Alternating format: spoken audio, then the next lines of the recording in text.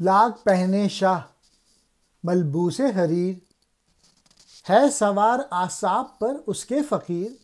ہم ہیں ظاہر ہیں وہ سر تسر نظر، وہ درون خانہ ہم بیرون در۔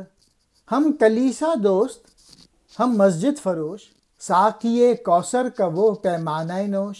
بندہ ساقی نہ وہ ساغر بدست، ہم تہی پیمانہ وہ مست الست۔ حریر سے مراد ریشم، مراد ریشمی۔ درون خانہ گھر کے اندر ہے، بیرون در دروازے کے باہر۔ کلیسا کہتے ہیں گرجا، عیسائیوں کی عبادت کا۔ پیمانہ نوش جام چڑھانے والا۔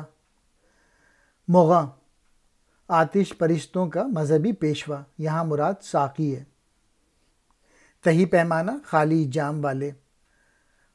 مست الست مست ازل، الست بربکم کی طرف اشارہ ہے۔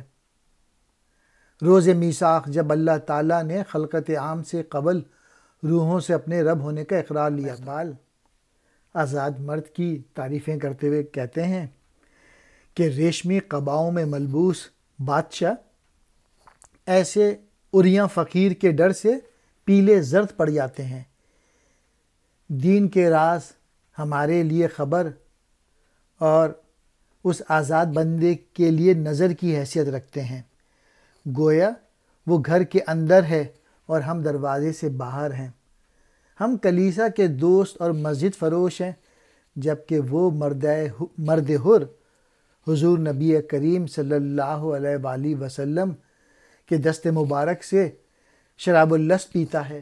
وہ نہ تو پیر مغاں کا غلام ہے اور نہ اس کے ہاتھوں میں جام ہے۔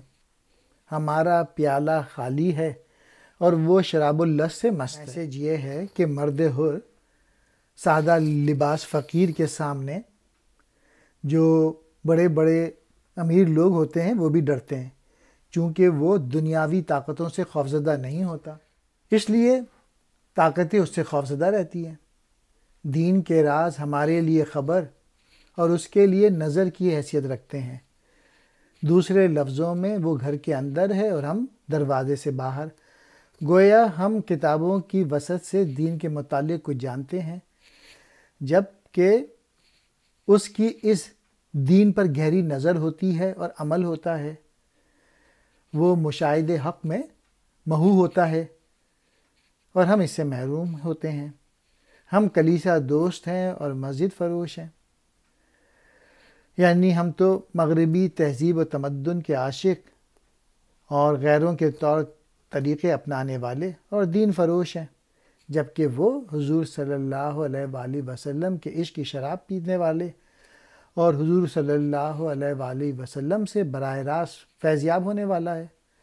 وہ نہ تو پیر مغاں کا بندہ ہے نہ اس کے ہاتھ میں پیالہ ہے۔